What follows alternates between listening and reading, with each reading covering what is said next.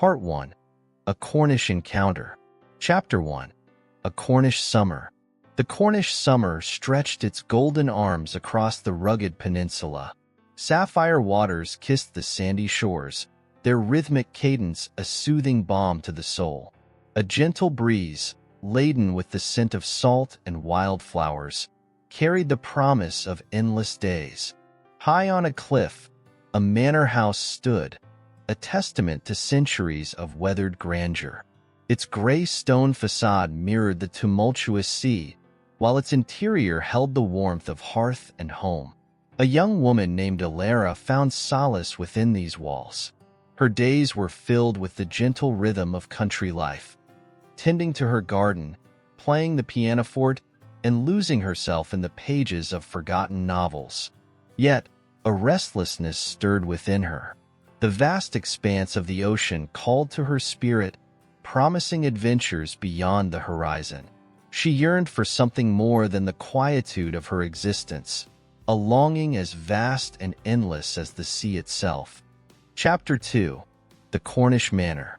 The Cornish Manor was a labyrinth of history. Oak beams, darkened by time, supported the weight of centuries. Tapestries, rich with fading hues, told silent stories of long-lost generations. A grand staircase, worn smooth by countless footsteps, wound its way to the upper floors. Sunlight filtered through stained glass windows, casting intricate patterns on the polished wooden floors.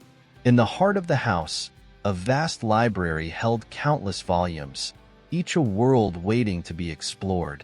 A fireplace, its hearth black with age, promised warmth on winter nights. Beyond the manor, sprawling gardens extended towards the cliff's edge. A maze of hedges, a secret garden, and a tranquil pond offered secluded retreats. The manor stood as a sentinel, guarding the Cornish coast, a timeless monument to the enduring spirit of the land. Chapter 3. The Cornish Maiden. Elara was a Cornish maiden, born of the sea and the land. Her hair, the color of spun wheat, framed a face as delicate as porcelain. Her eyes, the color of the Cornish sea, held depths of mystery and longing. A spirit as wild and free as the wind, she was a creature of both nature and nurture. Within the confines of the manor, she cultivated a quiet grace, but her heart yearned for the untamed beauty of the Cornish coast. She loved the feel of the salty spray on her skin, the taste of the ocean on her lips, and the rhythm of the waves as a lullaby. She was a solitary soul, finding solace in the company of books and the whisper of the wind. Chapter 4. The Cornish Storm. The Cornish sky, once a canvas of serene blue, began to darken. A low rumble echoed across the land, a portent of the tempest to come. The sea, once calm and inviting, transformed into a churning, angry beast. White-capped waves crashed against the rocky shore, their thunderous roar a deafening symphony. Rain lashed against the manor, its relentless drumming a hypnotic rhythm. Wind howled through the ancient trees, their branches clawing at the sky. The manor stood defiant against the storm, its solid stone walls a bulwark against nature's fury. Inside, Elara huddled by the fireplace, a book forgotten in her lap. The storm mirrored the turmoil within her soul, a tempest of emotions as wild and unpredictable as the elements. Chapter 5. The Cornish Secret. Hidden within the manor's depths, a secret chamber lay concealed. A narrow, winding staircase led to a hidden door, its existence known only to a select few. Within this chamber, time seemed to stand still. Dust-covered shelves held forgotten treasures, ancient maps, mysterious scrolls, and a collection of exquisite jewelry. A portrait, veiled in shadow, hung on the wall.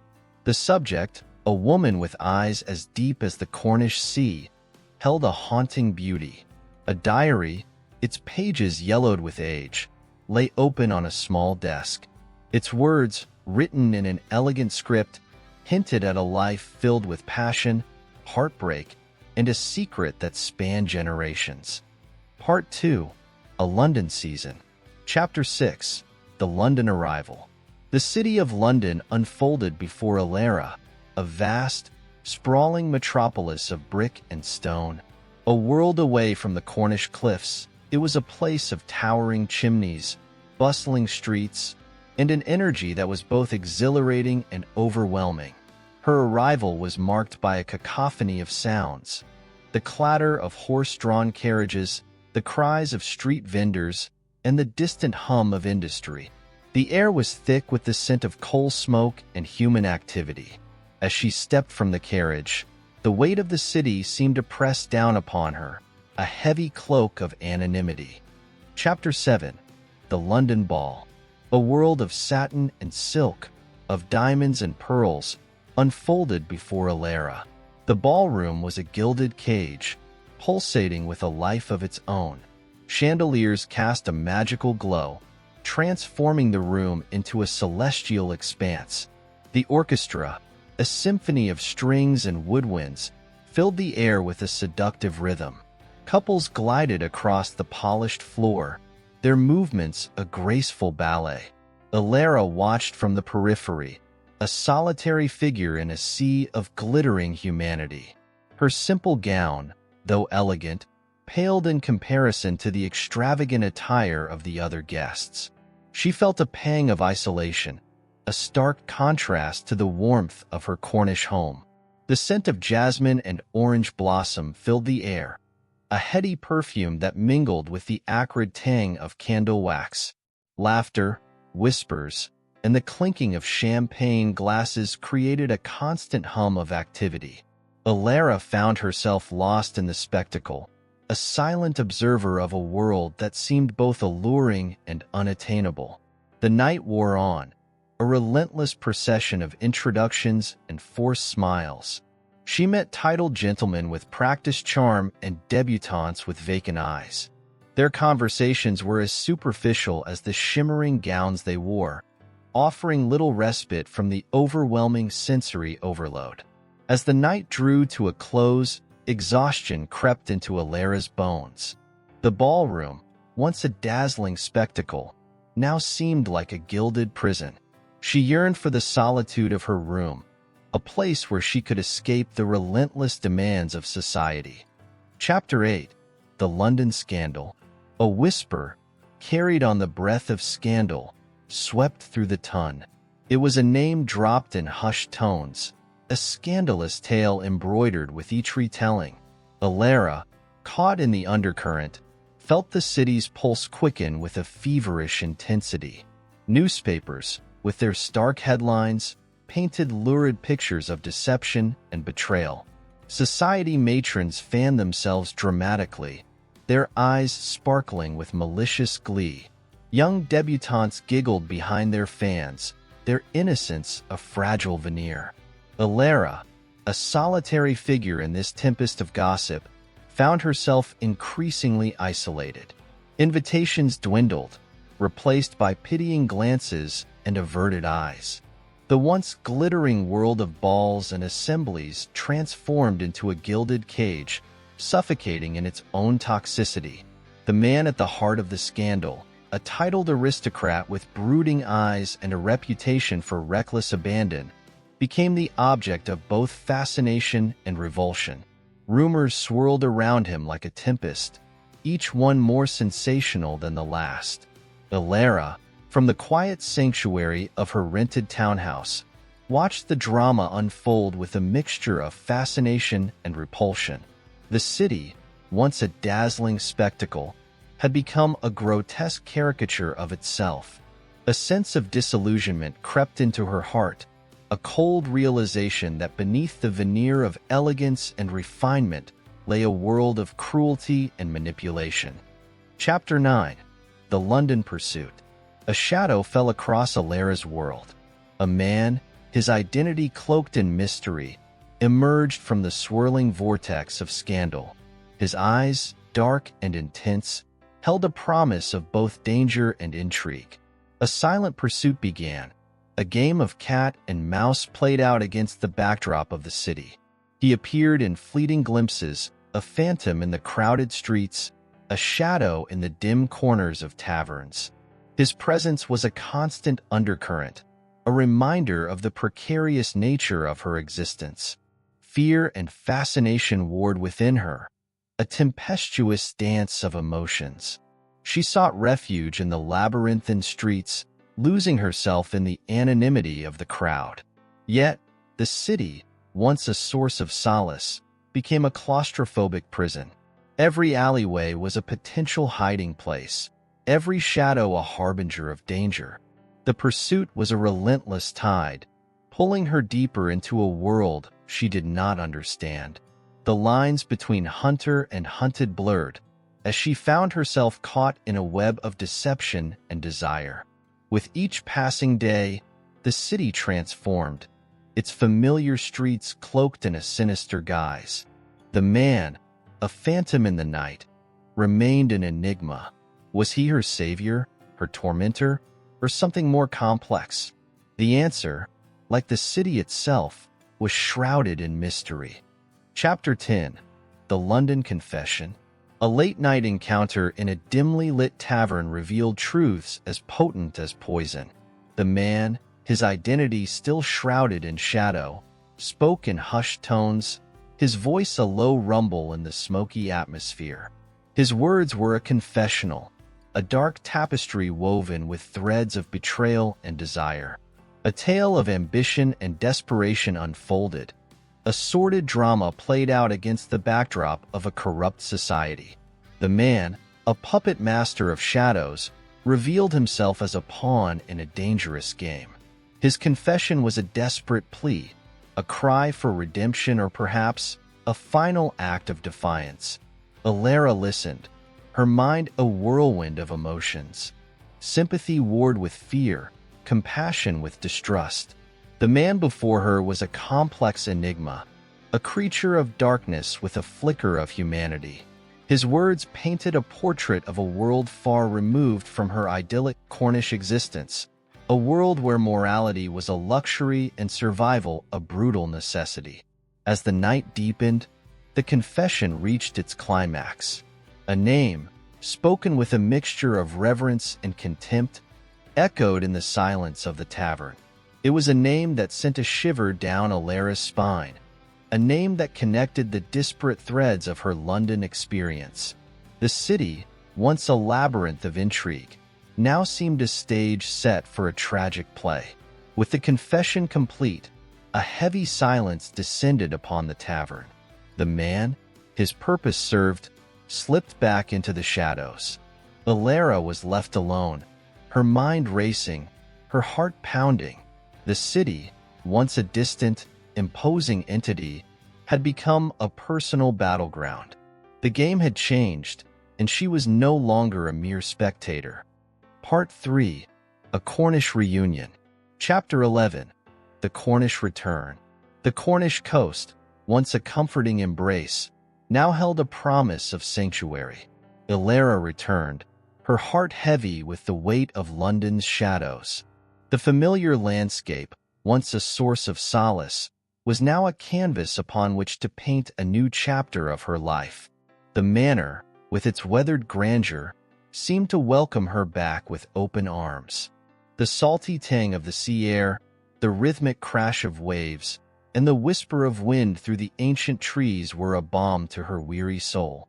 The garden, once a place of tranquility, now offered a space for reflection, a garden of secrets where she could tend to the wounds of her heart. Days turned into weeks as Elara immersed herself in the rhythm of country life. She walked along the cliff paths, her footsteps echoing the cadence of her thoughts. The ocean, once a symbol of endless possibilities, now mirrored the depths of her soul. Nights brought solitude, a chance to confront the demons that haunted her dreams. The manor, with its creaking floorboards and shadowed corners, seemed to hold its own secrets, a silent witness to the passage of time. In the quiet of her room, she would lose herself in the pages of books, seeking solace in the lives of fictional characters. The Cornish summer, once a promise of carefree days, now held a bittersweet beauty. The world she had left behind was a distant memory, a fading dream. Yet, the future remained uncertain, a blank canvas waiting to be filled with color. Chapter 12. The Cornish Confrontation. The tranquility of the Cornish countryside was shattered by an unexpected arrival. The man from London, his presence as disruptive as a tempest, stepped onto the familiar ground. His arrival was a stark contrast to the serene beauty of the landscape, a discordant note in a harmonious symphony.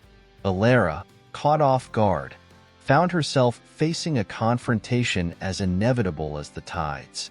The manor, once a sanctuary, became a battleground, the air thick with tension.